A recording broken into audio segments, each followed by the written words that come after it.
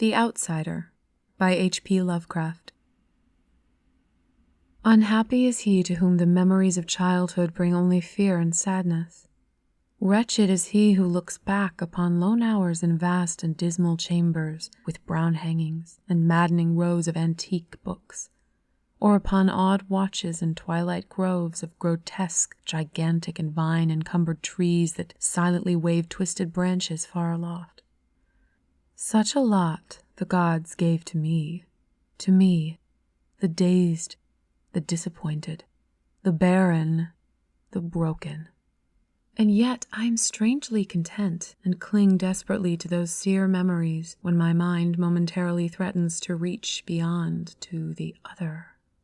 I know not where I was born, save that the castle was infinitely old and infinitely horrible, full of dark passages and having high ceilings where the eye could find only cobwebs and shadows.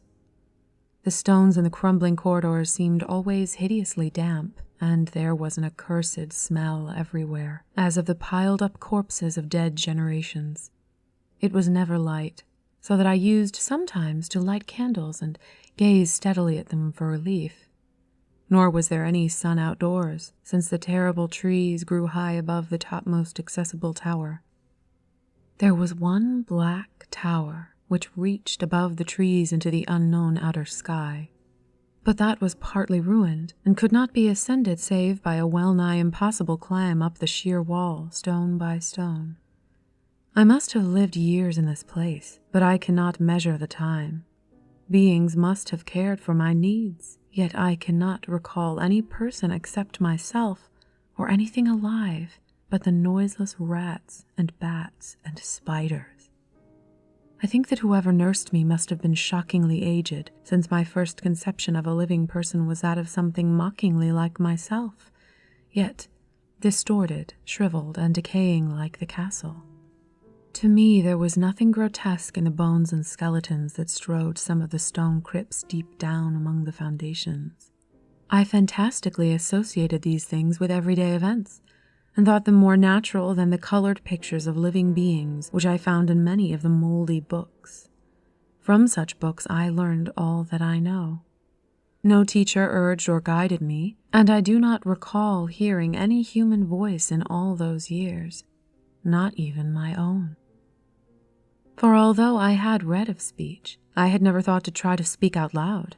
My aspect was a matter equally unthought of, for there were no mirrors in the castle, and I merely regarded myself by instinct as akin to the youthful figures I saw drawn and painted in the books. I felt conscious of youth because I remembered so little. Outside, across the putrid moat and under the dark mute trees, I would often lie and dream for hours about what I read in the books, and would longingly picture myself amidst gay crowds in the sunny world beyond the endless forest. Once I tried to escape from the forest, but as I went farther from the castle, the shade grew denser and the air more filled with brooding fear, so that I ran frantically back, lest I lose my way in a labyrinth of nighted silence. So through endless twilights I dreamed and waited, though I knew not what I waited for. Then in the shadowy solitude, my longing for light grew so frantic that I could rest no more, and I lifted entreating hands to the single black ruined tower that reached above the forest into the unknown outer sky. And at last I resolved to scale that tower, fall though I might, since it were better to glimpse the sky and perish than to live without ever beholding day. In the dank twilight, I climbed the worn and aged stone stairs till I reached the level where they ceased, and thereafter clung perilously to small footholds leading upward. Ghastly and terrible was that dead, stairless cylinder of rock, black, ruined, and deserted, and sinister with startled bats whose wings made no noise. But more ghastly and terrible still was the slowness of my progress. For climb as I might, the darkness overhead grew no thinner, and a new chill as of haunted and venerable mold assailed me. I shivered as I wondered why I did not reach the light, and would have looked down had I dared.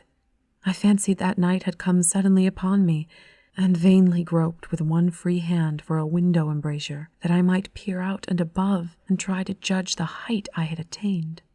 All at once, after an infinity of awesome, sightless crawling up that concave and desperate precipice, I felt my head touch a solid thing, and I knew I must have gained the roof, or at least some kind of floor. In the darkness, I raised my free hand and tested the barrier, finding it stone and immovable.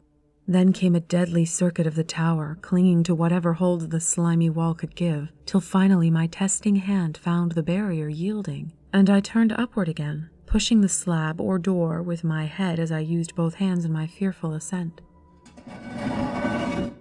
There was no light revealed above, and as my hands went higher, I knew that my climb was for the nonce ended, since the slab was the trap door of an aperture leading to a level stone surface of greater circumference than the lower tower.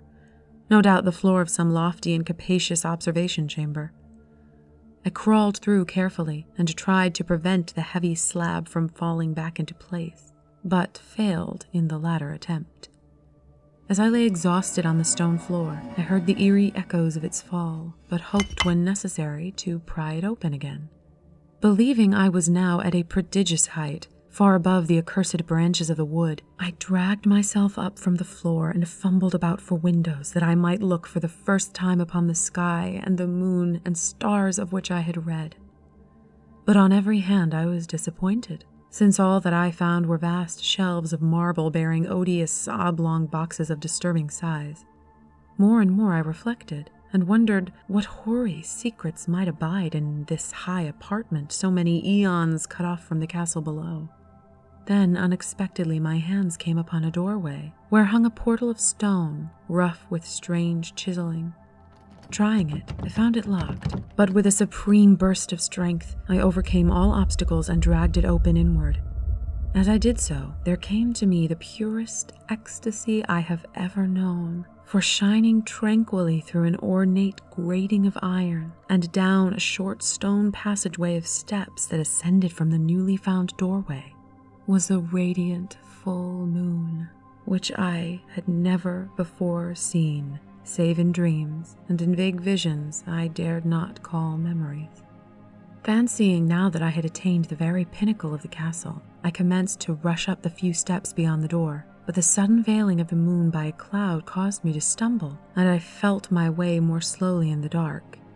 It was still very dark when I reached the grating, which I tried carefully and found unlocked, but which I did not open for fear of falling from the amazing height to which I had climbed. Then the moon came out. Most demoniacal of all shocks is that of the abysmally unexpected and grotesquely unbelievable. Nothing I had before undergone could compare in terror with what I now saw, with the bizarre marvels that sight implied. The sight itself was as simple as it was stupefying, for it was merely this. Instead of a dizzying prospect of treetops seen from a lofty eminence, there stretched around me on a level through the grating nothing less than the solid ground, decked and diversified by marble slabs and columns, and overshadowed by an ancient stone church whose ruined spire gleamed spectrally in the moonlight. Half unconscious, I opened the grating and staggered out upon the white gravel path that stretched away in two directions. My mind, stunned and chaotic as it was, still held the frantic craving for light, and not even the fantastic wonder which had happened could stay my course. I neither knew nor cared whether my experience was insanity, dreaming, or magic, but I was determined to gaze on brilliance and gaiety at any cost. I knew not who I was, or what my surroundings might be, though as I continued to stumble along, I became conscious of a kind of fearsome latent memory that made my progress not wholly fortuitous. I passed under an arch out of that region of slabs and columns and wandered through the open country, sometimes following the visible road, but sometimes leaving it curiously to tread across meadows where only occasional ruins bespoke the ancient presence of a forgotten road. Once I swam across a swift river where crumbling mossy masonry told of a bridge long vanished. Over 2 hours must have passed before I reached what seemed to be my goal, a venerable ivied castle in a thickly wooded park. Maddeningly familiar, yet full of perplexing strangeness to me. I saw that the moat was filled in, and that some of the well-known towers were demolished, whilst new wings existed to confuse the beholder. But what I observed with chief interest and delight were the open windows, gorgeously ablaze with light and sending forth sound of the gayest revelry. Advancing to one of these, I looked in and saw an oddly dressed company indeed, making merry and speaking brightly to one another. I had never seemingly heard human speech before, and could guess only vaguely what was said. Some of the faces seemed to hold expressions that brought up incredibly remote recollections. Others were utterly alien.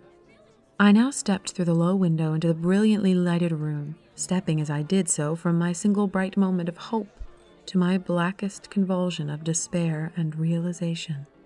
The nightmare was quick to come, for as I entered, there occurred immediately one of the most terrifying demonstrations I had ever conceived. Scarcely had I crossed the sill when there descended upon the whole company a sudden and unheralded fear of hideous intensity, distorting every face and evoking the most horrible screams from nearly every throat. Flight was universal, and in the clamor and panic several fell in a swoon and were dragged away by their madly fleeing companions. Many covered their eyes with their hands and plunged blindly and awkwardly in their race to escape, overturning furniture and stumbling against the walls before they managed to reach one of the many doors. The cries were shocking, and as I stood in the brilliant apartment alone and dazed, listening to their vanishing echoes, I trembled at the thought of what might be lurking near me unseen. At a casual inspection, the room seemed deserted. But when I moved toward one of the alcoves, I thought I detected a presence there, a hint of motion beyond the golden-arched doorway leading to another and somewhat similar room.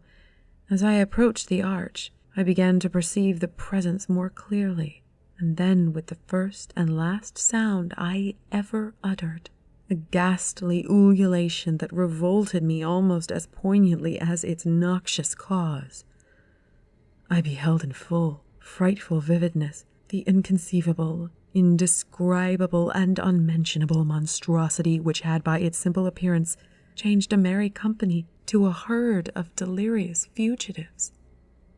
I cannot even hint what it was like, for it was a compound of all that is unclean, uncanny, unwelcome, abnormal, and detestable. It was the ghoulish shade of decay, antiquity, and desolation, the putrid, dripping eidolon of unwholesome revelation, the awful bearing of that which the merciful earth should always hide. God knows it was not of this world, or no longer of this world. Yet, to my horror, I saw in its eaten away and bone-revealing outlines a leering, abhorrent travesty on the human shape, and in its moldy, disintegrating apparel an unspeakable quality that chilled me even more. I was almost paralyzed, but not too much so to make a feeble effort toward flight, a backward stumble which failed to break the spell in which the nameless, voiceless monster held me. My eyes, bewitched by the glassy orbs which stared loathsomely into them, refused to close, though they were mercifully blurred, and showed the terrible object but indistinctly after the first shock. I tried to raise my hand to shut out the sight, yet so stunned were my nerves that my arm could not fully obey my will. The attempt, however, was enough to disturb my balance, so that I had to stagger forward several steps to avoid falling. As I did so, I became suddenly and agonizingly aware of the nearness of the carrion thing, the hideous, hollow breathing I half fancied I could hear. Nearly mad, I found myself yet able to throw out a hand to ward off the fetid apparition which pressed so close, when in one cataclysmic second of cosmic nightmarishness and hellish accident, my fingers touched the rotting, outstretched paw of the monster beneath the golden arch. I did not shriek, but all the fiendish ghouls that ride the night wind shrieked for me as in that same second there crashed down upon my mind a single and fleeting avalanche of soul-annihilating memory. I knew in that second all that had been. I remembered beyond the frightful castle and the trees, and recognized the altered edifice in which I now stood. I recognized, most terrible of all, the unholy abomination that stood leering before me as I withdrew my sullied fingers from its own. But in the cosmos there is balm as well as bitterness, and that balm is Nepenthe. In the supreme horror of that second I forgot what had horrified me, and the burst of black memory vanished in a chaos of echoing images. In a dream I fled from that haunted and accursed pile, and ran swiftly and silently in the moonlight. When I returned to the churchyard place of marble and went down the steps, I found the stone trapdoor immovable. But I was not sorry, for I had hated the antique castle and the trees.